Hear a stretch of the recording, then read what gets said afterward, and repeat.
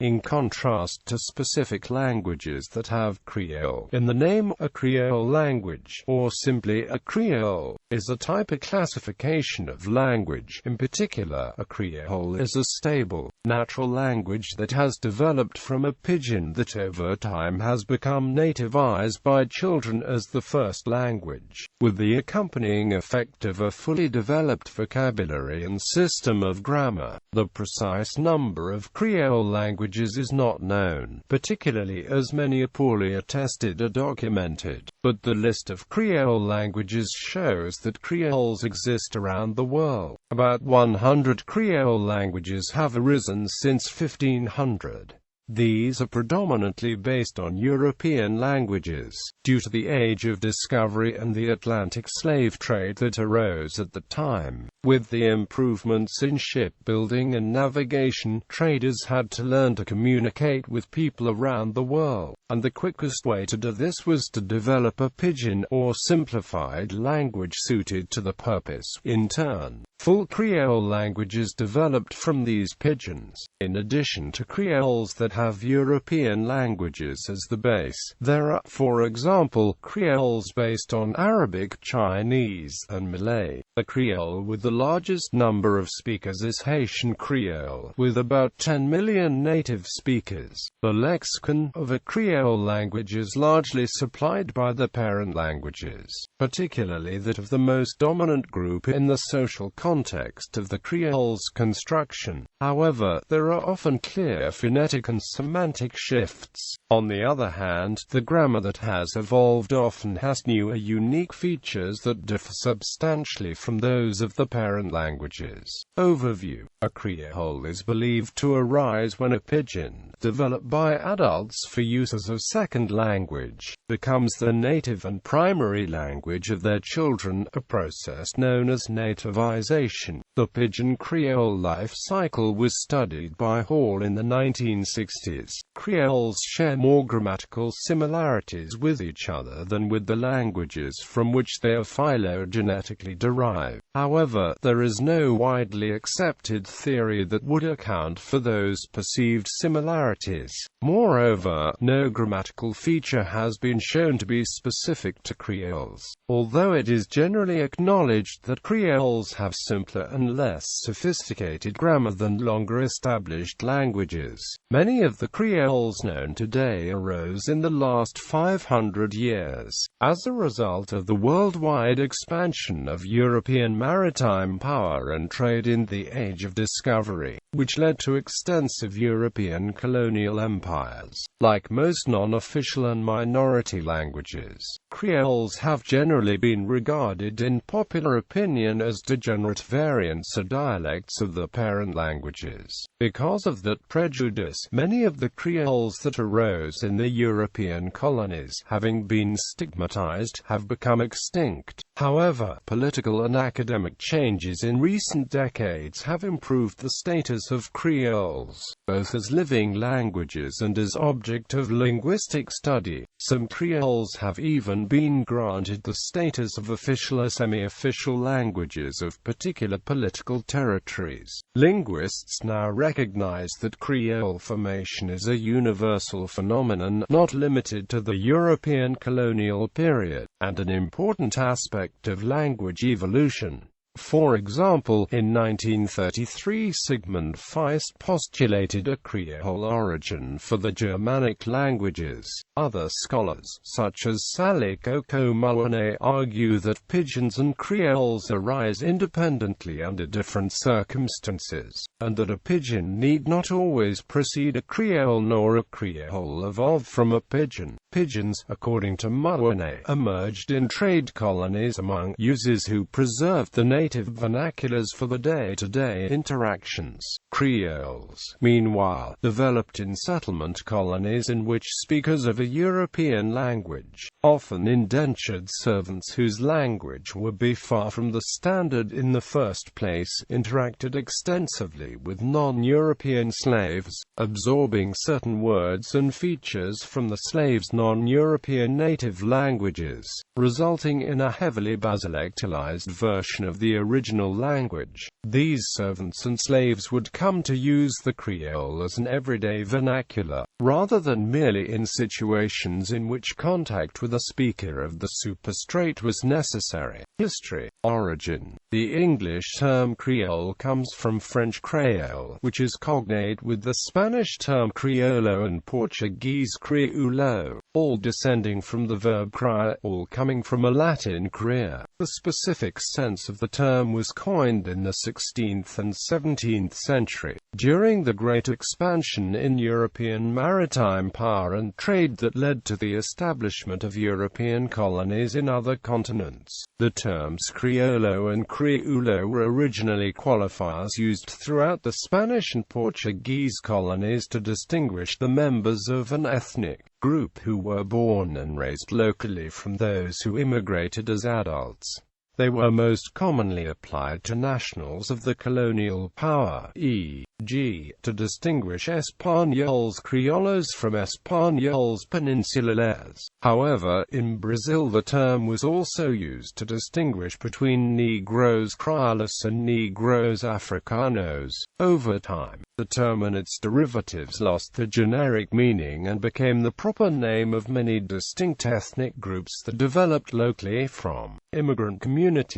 Originally, therefore, the term Creole language meant the speech of any of those Creole peoples.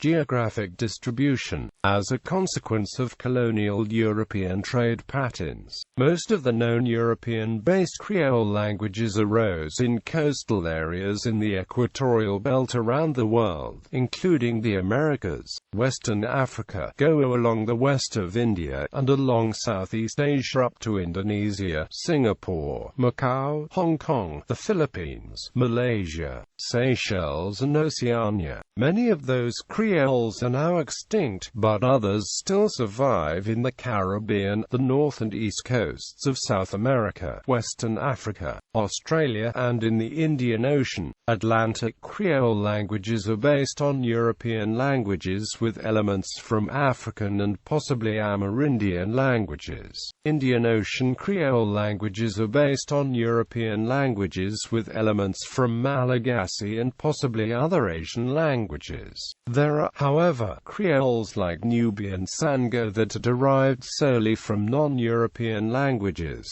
Social and political status. Because of the generally low status of the Creole peoples in the eyes of prior European colonial powers, Creole languages have generally been regarded as degenerate languages, or at best as rudimentary dialects of the politically dominant parent languages. Because of this, the word Creole was generally used by linguists in opposition to language, rather than as a qualifier for it. Another factor that may have contributed to the relative neglect of Creole languages in linguistics is that they do not fit the 19th century neo-grammarian tree model for the evolution of languages, and its postulated regularity of sound changes. This controversy of the late 19th century profoundly shaped modern approaches to the comparative method in historical linguistics and in creolistics. Because of social, political, and academic changes brought on by decolonization in the second half of the 20th century, Creole languages have experienced revivals in the past few decades. They are increasingly being used in print and film, and in many cases, their community prestige has improved dramatically. In fact, some have been standardized and are used in local schools and universities around the world. At the same time, linguists have begun to come to the realization that Creole languages are in no way inferior to other languages. They now use the term Creole or Creole language for any language suspected to have undergone creolization, terms that now imply no geographic restrictions nor ethnic prejudices. Classification of Creoles. Historic classification. According to their external history, 4 types of Creoles have been distinguished: plantation Creoles, fort Creoles, maroon Creoles, and creolized pidgins. By the very nature of a Creole language, The phylogenetic classification of a particular Creole usually is a matter of dispute, especially when the pidgin precursor and its parent tongues have disappeared before they could be documented. Phylogenetic classification traditionally relies on inheritance of the lexicon, especially of core terms, and of the grammar structure. However, in Creoles, the core lexicon often has mixed origin, and the grammar is largely original. For these reasons, the issue of which language is the parent of a Creole, that is, whether a language should be classified as a Portuguese Creole or English Creole, etc., often has no definitive answer and can become the topic of long-lasting controversies, where social prejudices and political considerations may interfere with scientific discussion. Substrate and superstrate. The terms substrate and superstrate are often used when two languages interact. However, the meaning of these terms is reasonably well defined only in second language acquisition or language replacement events, when the native speakers of a certain source language are somehow compelled to abandon it for another target language. The outcome of such an event is that erstwhile speakers of the substrate will use some version of the superstrate, at least in more formal contexts. The substrate may survive as a second language for informal conversation, as demonstrated by the fate of many replaced European languages. The influence of the substrate on the official speech is often limited to pronunciation and a modest number of loanwords. The substrate might even disappear altogether without leaving any trace. However, there is dispute over the extent to which the terms substrate and superstrate are applicable to the genesis of the description of Creole languages. The language replacement model may not be appropriate in Creole formation contexts, where the emerging language is derived from multiple languages without any one of them being imposed as a replacement for any other. The substratum-superstratum distinction becomes awkward when multiple superstrata must be assumed, when the substratum cannot be identified, or when the presence of the survival of substratal evidence is inferred from mere typological analogies. On the other hand, the distinction may be meaningful when the contributions of each parent language to the resulting Creole can be shown to be very unequal, in a scientifically meaningful way. In the literature on Atlantic Creoles, superstrate usually means European and substrate, non-European or African. The Creolization. Since Creole languages rarely attain official status, the speakers of a fully formed Creole may eventually feel compelled to conform the speech to one of the parent languages. This decreolization process typically brings about a post-Creole speech continuum characterized by large-scale variation and hypercorrection in the language. It is generally acknowledged that Creoles have a simpler grammar and more internal variability than older, more established languages. However, these notions are occasionally challenged. Phylogenetic or typological comparisons of Creole languages have led to divergent conclusions. Similarities are usually higher among Creoles derived from related languages, such as the languages of Europe, than among broader groups that include also Creoles based on non-Indo-European languages. French-based Creoles in turn are more similar to each other than to other European-based Creoles. It was observed, in particular, that definite articles are mostly prenominal in English-based Creole languages and English, whereas they are generally postnominal in French Creoles, and in the variety of French that was exported to the colonies in the 17th and 18th century. Moreover, the European languages which gave rise to the Creole languages of European colonies all belong to the same subgroup of Western Indo-European and have highly convergent different grammars, to the point that Horff joined them into a single standard average European language group. French and English are particularly close, since English, through extensive borrowing, is typologically closer to French than to other Germanic languages. Thus the claimed similarities between Creoles may be mere consequences of similar parentage, rather than characteristic features of all Creoles. Creole Genesis. There are a variety of theories on the origin of Creole languages, all of which attempt to explain the similarities among them. Ahrens, Muisken and Amp. Smith outline a fourfold classification of explanations regarding Creole Genesis: theories focusing on European input, theories focusing on non-European input, gradualist and developmental hypotheses, universalist approaches, theories focusing on European input, monogenetic theory of pidgins and creoles. The monogenetic theory of pidgins and creoles hypothesizes that they are all derived from a single Mediterranean lingua franca. Vera West African pidgin Portuguese of the 17th century, relexified in the so-called slave factories of Western Africa that were the source of the Atlantic slave trade. This theory was originally formulated by Hugo Chouchat in the late 19th century and popularized in the late 1950s and early 1960s by Taylor, Wynnum, Thompson, and Stewart. However, this hypothesis is no longer actively investigated, and Creoles such as the Hedjo language obviously have nothing to do with the Mediterranean lingua franca.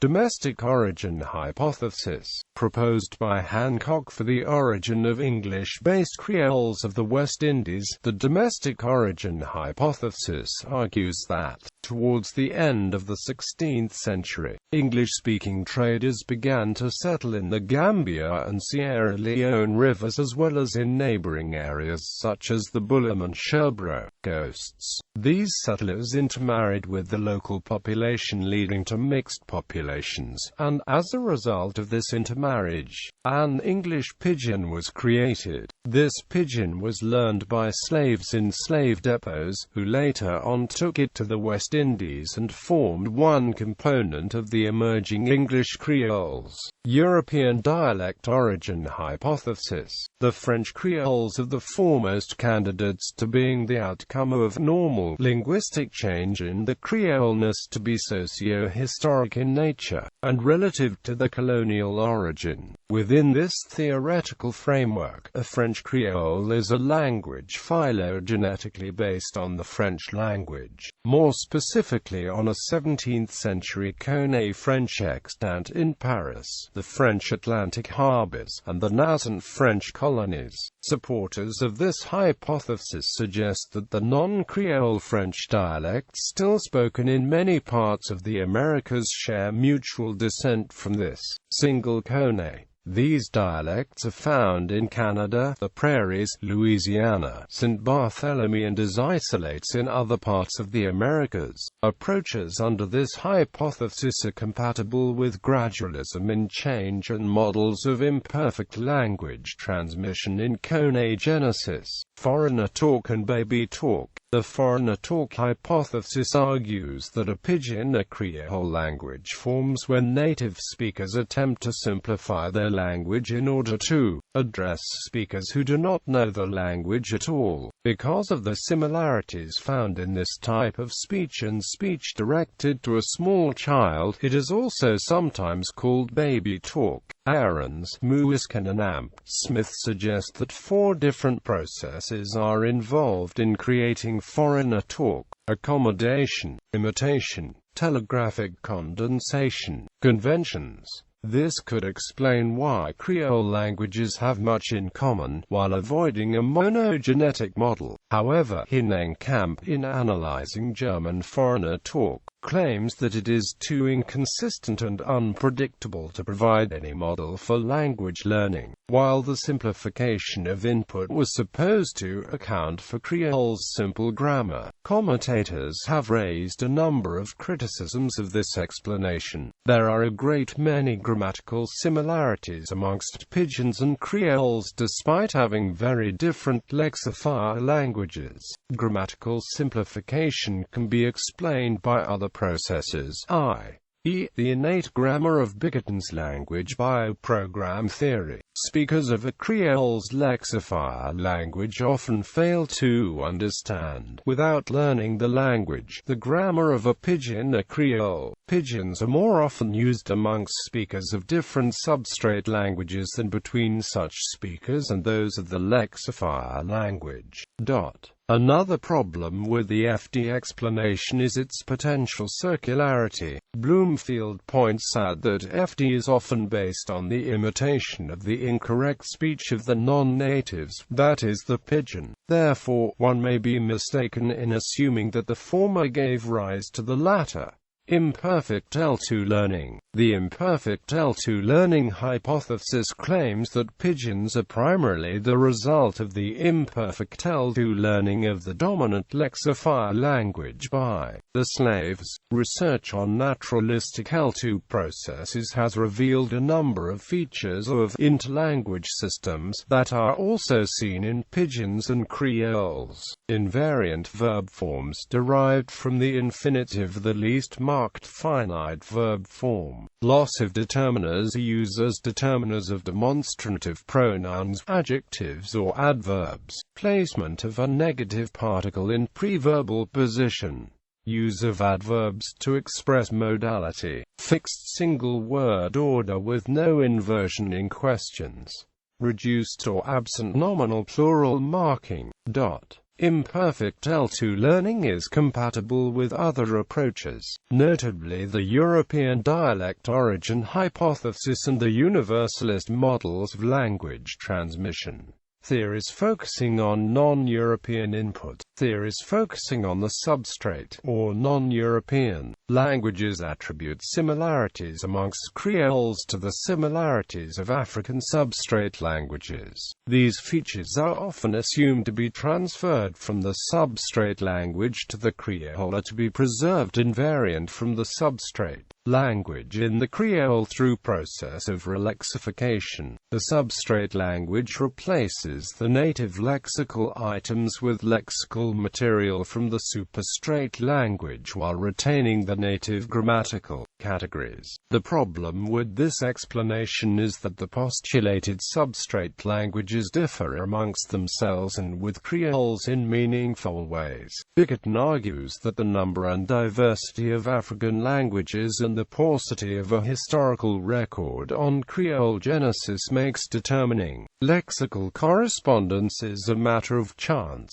Dillard coined the term cafeteria principle to refer to the practice of arbitrarily attributing features of creoles to the influence of substrate African languages or assorted substandard dialects of European languages. For a representative debate on this issue, see the contributions to Mawone. For a more recent view, Parkville. Because of the socio-historic similarities amongst many of the creoles, the Atlantic slave trade and the plantation system of the European colonies have been emphasized as factors by linguists such as McWhorter, gradualist and developmental hypotheses. One class of creoles might start as pidgins, rudimentary second languages improvised for use between speakers of two or more non-intelligible native languages. Keith Winham suggests that pidgins need three languages to form, with one being clearly dominant over the others.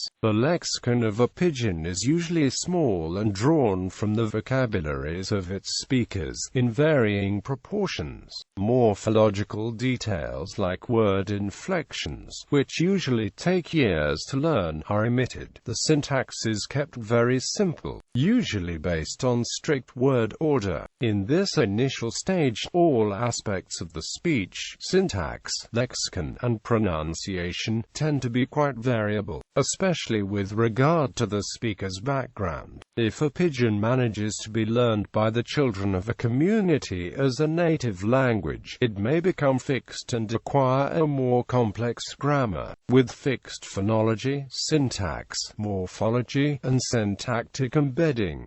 pidgins can become full languages in only a single generation. Creolization is this second stage where the pidgin language develops into a fully developed native language. The vocabulary, too, will develop to contain more and more items according to a rationale of lexical enrichment. Universalist approaches. Universalist models stress the intervention of specific general processes during the transmission of language from generation to generation and from speaker to speaker. The process invoked varies. A general tendency towards semantic transparency, first language learning driven by universal process, or general process of discourse organization. The main universalist theory is still Bickerton's language bioprogram theory, proposed in the 1980s. Bickerton claims that creoles are inventions of the children growing up on newly founded plantations. Around them, they only heard pidgins spoken, without enough structure to function as natural languages, and the children used their own innate linguistic capacities to transform the pidgin input into a full-fledged language. The alleged common features of all creoles would then be the consequence of those innate abilities being universal.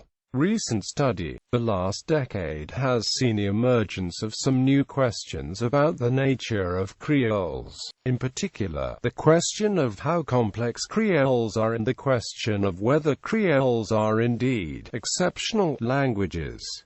Creole prototype. Some features that distinguish Creole languages from non-Creoles have been proposed. John McWhorter has proposed the following list of features to indicate a Creole prototype: a lack of inflectional morphology, a lack of tone on monosyllabic words, and a lack of semantically opaque word formation. McWhorter hypothesizes that these three properties exactly characterize a Creole.